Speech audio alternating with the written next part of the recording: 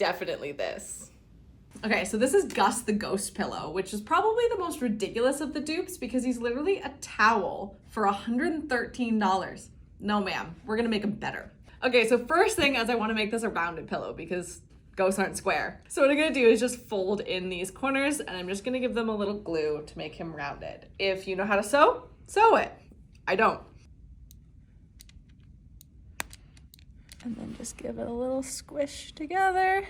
He doesn't have to be perfect because we're gonna cover him in this fabric. I'm just going to kind of drape him in my fabric like that. That's kind of cute. We just gotta cut this excess off.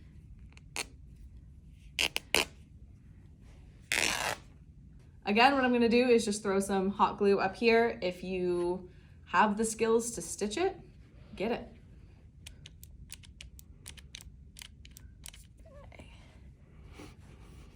And then I'm just going to cut 2 little half circles out of a folded piece of fabric for his little eyes.